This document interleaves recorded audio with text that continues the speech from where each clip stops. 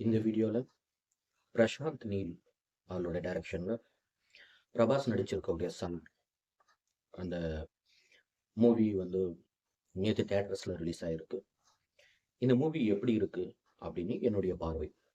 அது விமர்சனம்லாம் இல்லை, பர்சனலாக நான் போய் பார்த்து படம் எப்படி இருக்குது அப்படின்றது என்னுடைய தனிப்பட்ட விருப்பத்தை இங்கே ஷேர். நேற்றுலேருந்து நான் படம் பார்த்துட்டு வந்த பிறகு நான் படம் ஆக்சுவலாக வந்து அட்வான்ஸ் புக்கிங்கில் பண்ணேன். படம் எப்படி இருக்குன்ட்டு எந்த ரிவ்யூவும் கேட்காம வந்து புக் பண்ணணும் அப்படின்ற ஒரு ஐடியாவில் போய் புக் பண்ணியாச்சு. ஏன்னா நிறைய வாட்டி என்ன ஆயிடுச்சு அப்படின்னா, எக்ஸ்பெக்டேஷன் அதிகமாக இருக்கக்கூடிய மூவிஸ் நம்ம போய் பார்க்கும்போது டிசப்பாயிண்ட் ஆகும். விமர்சனங்கள் நிறைய நேரத்தில் நிறைய பேர் சொல்லக்கூடிய விமர்சனம் படம் வந்து நல்லா இல்லை அப்படின்னு சொல்லுவாங்க. ஆனால் நம்ம போய் பார்க்கும்போது நம்மளுக்கு பிடிச்சிருக்கும்.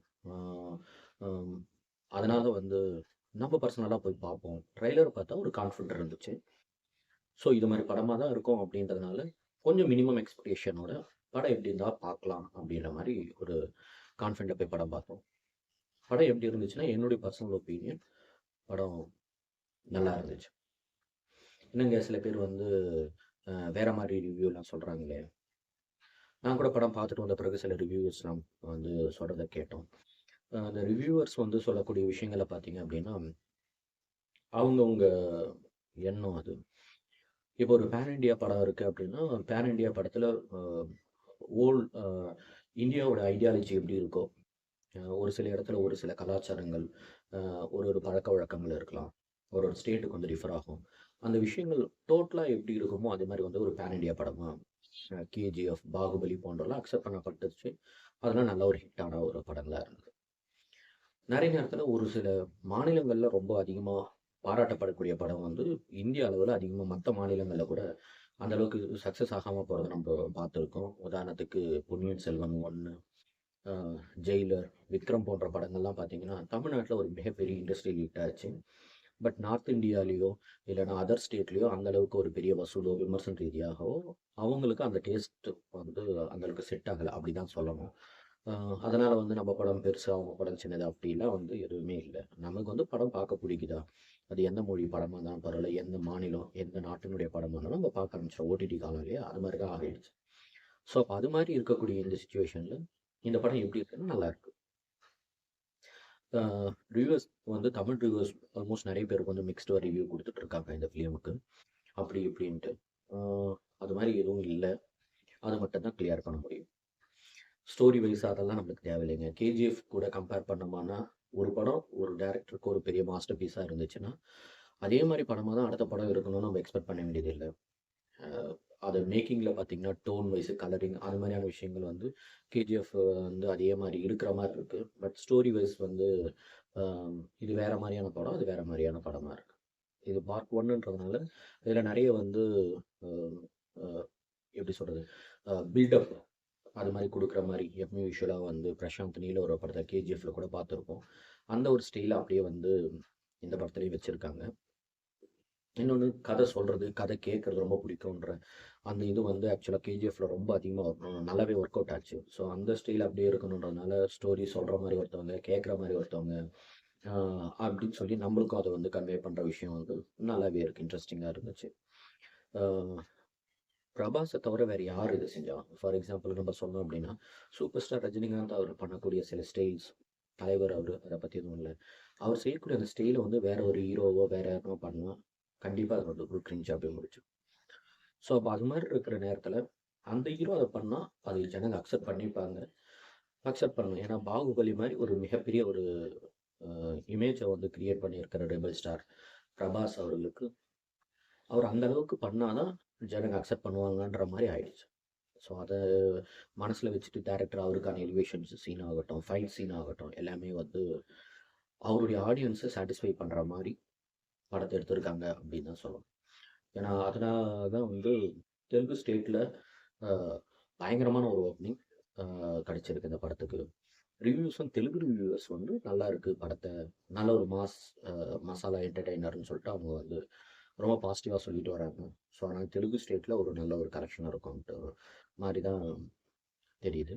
அது மாதிரி கேரளா ஆடியன்ஸும் பிருத்திவிராஜோடைய போர்ஷன் ரொம்ப நல்லா இருக்குது. பிருத்திவிராஜ் நல்லா ஹேண்டில் பண்ணியிருக்காங்க. ஒரு பேன் இண்டியா படத்தில் ஒரு மலையாள ஸ்டார் நடிக்கிறது வந்து அவங்களுக்கு ரொம்ப சந்தோஷமாக இருக்கறனால மலையாள ரிவ்யூவர்ஸும் இந்த படத்தை நல்லா அக்செப்ட் பண்ண ஆரம்பிச்சிட்டாங்க. ஸோ இந்திய ஆடியன்ஸு, தமிழ் ஆடியன்ஸ் என்ன பண்ண போகிறாங்க அப்படின்றத வச்சு தான் ஃபுல்லாக இது படத்துக்கு என்ன கலெக்ஷன் வரும். ஆல்மோஸ்ட் ஃபர்ஸ்ட் டே வந்து 175 ப்ளஸ் சம்திங் கலெக்ஷன் ஆகி ஒரு இந்த 2023ல் ரெக்கார்டு ஓப்பனிங் அப்படின்ற மாதிரி ஆல்ரெடி அஃபிஷியல் அனௌன்ஸ்மெண்ட் கொடுத்துருக்காங்க. ஸோ அதே மாதிரியான விஷயங்கள் இனிமேல் கண்டினியூ ஆகணும் அப்படின்னா ஆகுமான வாய்ப்பு இருக்குது. ஒரு பெரிய லாங் வீக்கெண்ட் இருக்குது, கிறிஸ்மஸ் ஹாலிடே இருக்குது. ஸோ அதுக்கான சான்சஸ் வந்து நிறைய இருக்குது. பட் ஆனால் நார்த் இந்தியாவில் ஷாருக் கானோட ஃபிலிம் இருக்குன்னா ஸ்க்ரீன்ஸ் எவ்வளோ கிடைக்கும்.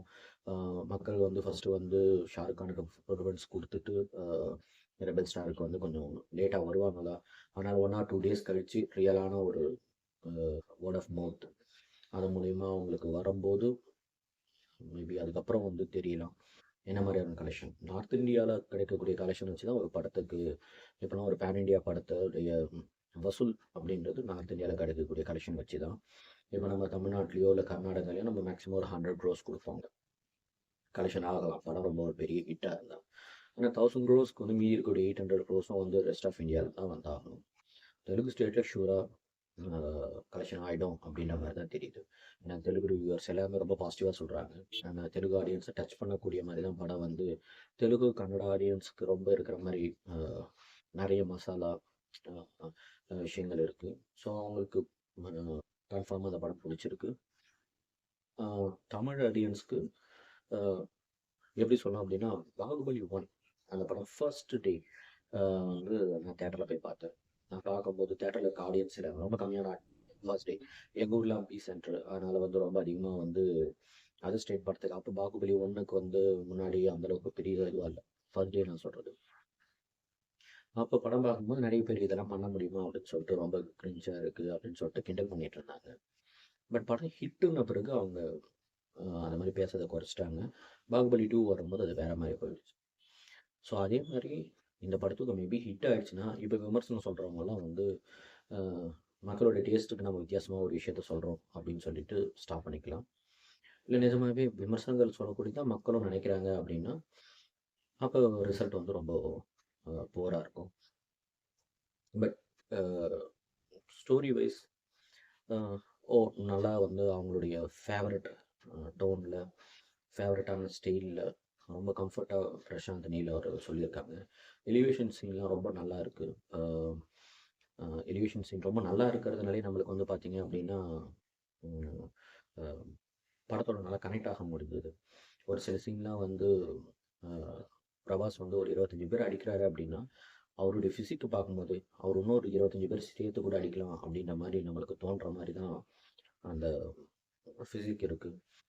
அதனால் அவர் 25 பேர் அடிப்பார்னா கன்ஃபார்மாக அடிப்பாருங்க அப்படின்ற மாதிரி நம்ம நம்ப வச்சுட்டாங்க. அதனால் அவர் பண்ணக்கூடிய அந்த எலிவேஷன் சீனாக இருக்கட்டும், அவர் ஸ்டண்ட்டாக இருக்கட்டும் ரொம்ப நல்லாவே இருந்துச்சு தேட்டரில் பெரிய ஸ்க்ரீனில் பார்க்கும்போது.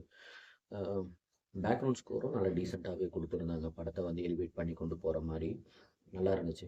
சாங்ஸை பொறுத்தளவுக்கு பார்த்தீங்க அப்படின்னா ப்ளேபேக் தான் வந்தேன். இதில் வந்து கேஜிஎஃப்ல வர மாதிரி ரொமான்டிக் சாங்கோ இல்லை பாகுபலியில் வர மாதிரி 1-2 சாங் அது மாதிரியான மசாலா சாங் எதுவுமே இல்லை.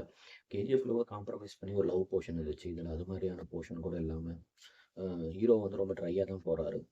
ஸ்ருதிகாசன் கூட அவங்க லவ் பண்ணுற மாதிரிலாம் எந்த சீனுமே வைக்கலை. இருக்கிற ஹீரோயினாக அவங்க தான் இருக்காங்க.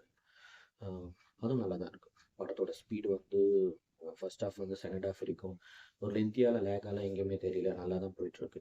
ஒரு சில சீனில் பார்த்தீங்கன்னா கொஞ்சம் லென்த்தாக இருக்கிற மாதிரி ஒரு ஃபீல் வரதான் செய்யுது. செகண்ட் ஹாஃபில் சில இடத்துலையும் ஃபர்ஸ்ட் ஹாஃபில் சில இடத்துல ஒரு 5 to 10 minutes வந்து கொஞ்சம் ட்ரிம் பண்ணியிருந்தா ஃபிலிம் வந்து இன்னும் பார்க்கறதுக்கு ரொம்ப நல்லாயிருக்கும் அப்படின்ற மாதிரி தான் தெரிஞ்சுது. பட் ஓவரால் படம் வந்து ஒரு டீசெண்டான வாட்ச் மூவி. மசாலா ஃபிலிம்லாம் நான் நிறைய பார்ப்பேன். எனக்கு வந்து தெலுங்கு ஃப்ளேவரில் இருக்கிற ஃபிலிம் இல்லை ரொம்ப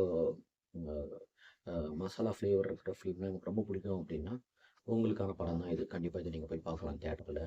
இல்லைங்க எனக்கு ஒரு ஃபீல் குட் மூவி தான் வேணும், நான் வந்து மலையாள ஃபிலிம்ஸ் நிறைய பார்ப்பேன், ரொம்ப ஸ்லோ பேஸில் இருக்கக்கூடிய படத்தை பார்ப்பேன், இல்லை ரொம்ப சட்டிலாக இருக்கக்கூடிய ஃபிலிம்ஸ் தான் பார்ப்பேன் அப்படின்னா ஷூராக உங்களுக்கு இந்த படம் பிடிக்காதுங்க. போகாதீங்க. தியேட்டருக்கு போகாதீங்க, ரிசர்வ் பண்ணாதீங்க. கண்டிப்பாக உங்களுக்கு பிடிக்காது. இல்லைங்க எனக்கு எதுவாக தான் பரவாயில்லைங்க, ஒரு என்டர்டெயின்மெண்ட் அப்படின்னு தாராளமாக ஃபேமிலியோட போய் பார்க்கலாமான்னா, கொஞ்சம் ஆக்ஷன்லாம் ரொம்ப அதிகமாக இருக்குது. பசங்களுக்கு இப்போலாம் பிடிக்கலாம். ஃபேமிலி ஆடியன்ஸ்க்கு போகிறது மட்டும் கொஞ்சம் ஒரு வாட்டிக்கு 2 வாட்டி யோசிச்சு போங்க. அவ்வளோதான். மற்றபடி படம் எப்படி இருக்குன்னா, என்னை பொறுத்தளவுக்கு ரொம்ப நல்லா இருக்கு அப்படின்னு சொல்லுவேன். Must watch. பார்க்கலாம். பாருங்கள். அடுத்த ஒரு வீடியோவில் உங்களை சந்திக்கிறேன்.